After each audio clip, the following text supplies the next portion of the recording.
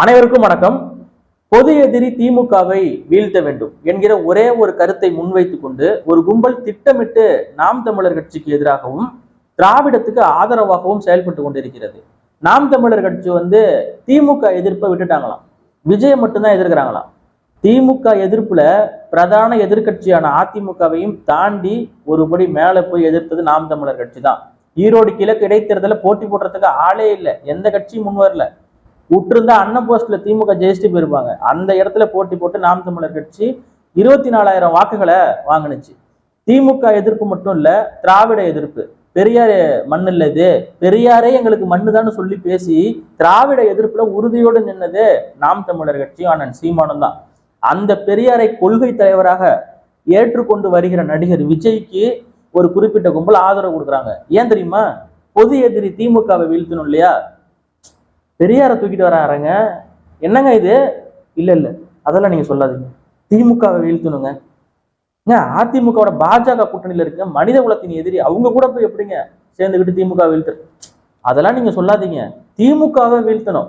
அப்ப நீங்க பேசின தமிழ் தேசியம், கச்சத்தீவு மீட்பு, காவிரி உரிமை, கனிம கொள்ளை தடுப்பு, அதெல்லாம் அதிமுக ஆட்சிக்கு வந்தா சரி பண்ணிடுவாங்களாங்க?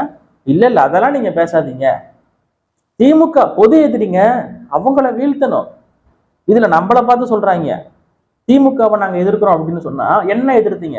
இல்லைங்க, விஜய் அப்படி பண்ணிருக்கூடாது அப்படின்னு விஜய் மட்டுமே நம்ம சாடுறோமா? திமுக எதிர்ப்புல பிரதான எதிர்கட்சியான அதிமுகவையும் தாண்டி அண்ணன் சீமான் அவர்கள் தான் இந்த 5 ஆண்டு காலம் முடிய போகுது. 5 ஆண்டு காலம் முடிய போகுது. இந்த 5 ஆண்டு காலத்துல உண்மையான எதிர்கட்சியாக இருந்து செயல்பட்டது நாம் தமிழர் கட்சி. அண்ணன் சீமான் அவர்கள் எழுப்பிய ஒவ்வொரு கேள்விக்கும் பதில் சொல்ல முடியாமல் இந்த திமுக என்கிற கட்சி திணறியது. அவதூறுகளை மட்டும்தான் திரும்ப பரப்புனாங்க. இன்னைக்கு அதிமுக கிட்ட காசு வாங்கிக்கிட்டு ஒரு கும்பல் லட்சக்கணக்கில் வரதா தகவல் வந்திருக்கு. நீங்க நினைக்கிற மாதிரிலாம் இல்ல. ஒரு வீடு 1 லட்சம் சப்ஸ்கிரைபர் 2 லட்சம் சப்ஸ்கிரைபர்லாம் வச்சிருக்காங்க இல்லையா, அவங்களுக்குலாம் பெரிய அளவுக்கு எலெக்ஷன் நெருங்க பணம் வந்துகிட்டு இருக்கு. இன்னும் நிறைய வரும். அதான் 2026 தேர்தலுக்குள்ள ஒரு நல்ல ஒரு பல்கான அமௌண்ட்டை சம்பாதிச்சிடணுங்கிறதுல ஒரு குறிப்பிட்ட கும்பல் திட்டமிட்டு யூடியூப்லயும் எக்ஸ் வலைதளத்திலையும் வேலை பார்த்துக்கிட்டு இருக்காங்க. அதிமுக கிட்ட பணம் வாங்கிக்கிட்டு தான். இவங்களுடைய நோக்கம் அதான், ஒரே ஒரு கருத்து தான். இதை சொல்லிட்டு அவங்களை யாரும் கேள்வி கேட்க மாட்டா, திட்ட மாட்டான்ல. திமுகவை வீழ்த்தணும்னு சொல்றாங்கப்பா, அதை நம்ம ஆதரிக்கணும்பா அப்படின்னு தானே போறாங்க. அப்ப திராவிடத்தை நீங்க வீழ்த்த போறது இல்லை. நாம் தமிழர் கட்சி அல்லாத தமிழ் தேசியவாதிகள் அவங்களாம். இவங்கெல்லாம் எப்படிங்க தமிழ் தேசியவாதியா இருக்க முடியும்? திராவிடத்தோட கைக்குலிங்க இவங்க. தமிழக வாழ்வுரிமை கட்சி என்கிற ஒரு கட்சியில் பயணிக்கக்கூடிய புகழேந்தி மாறன், ஜெகதீச பாண்டியன், தமிழக வாழ்வுரிமை கட்சி திமுக கூட்டணியில் இருக்கு. அந்த கூட்டணியில் இருக்கக்கூடிய ஒரு கட்சியில இருந்துட்டு இவங்க தமிழ் தேசியவாதியம்.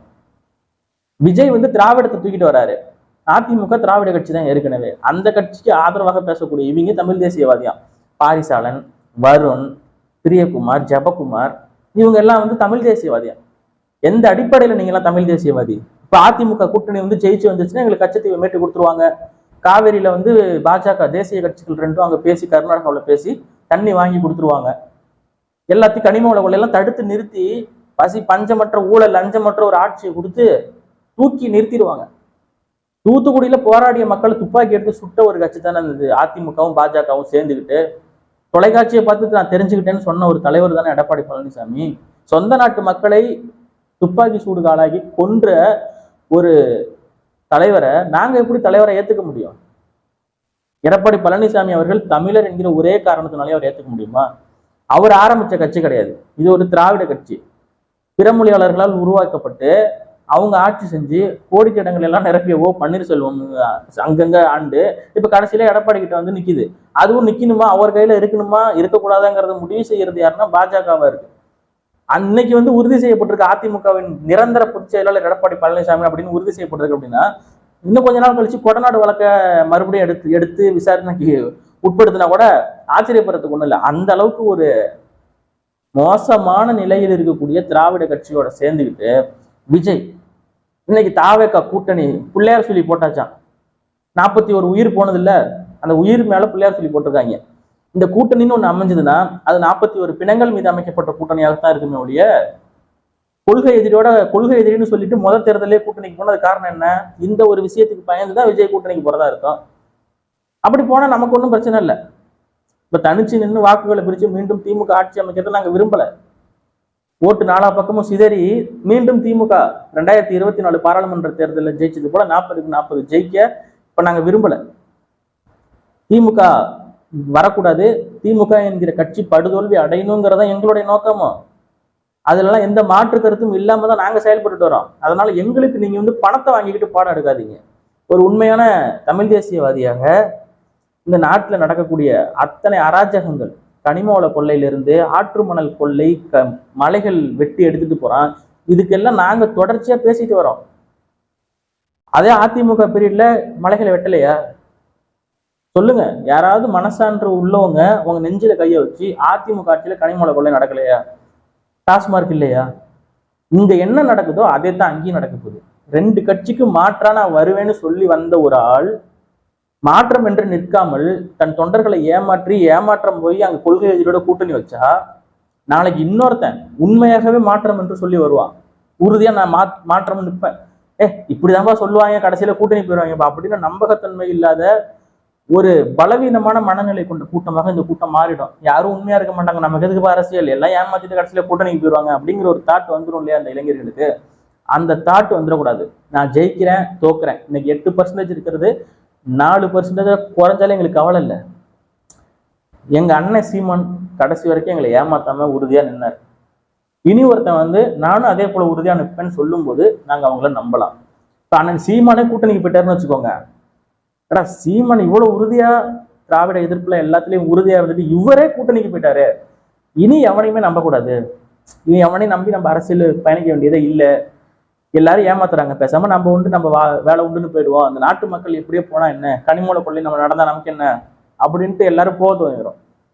இன்னைக்கு அதற்கான வேலையை தான் நாம் தமிழர் கட்சி அல்லாத தமிழ் தேசியவாதிகள், நீங்க தமிழ் தேசியத்தை அறுத்து தள்ளிட்டாலும் போயும் ஒரு திராவிட கட்சியோட கூட்டணியில் இருக்கக்கூடிய தாவேக்காவுக்கும் அந்த திராவிடத்தை தூக்கிட்டு வர கட்சிக்கும் ஆதரவு கொடுத்துக்கிட்டு பொது எதிரி திமுக வீழ்த்தணும் ஒரே கருத்தை சொல்லிட்டு உருட்டிக்கிட்டு இருக்கீங்கன்னா, இந்த உருட்டெல்லாம் நம்புறதுக்கு இந்த தமிழ் தேசியவாதிகள் ஒன்றும் முட்டாள் கிடையாது.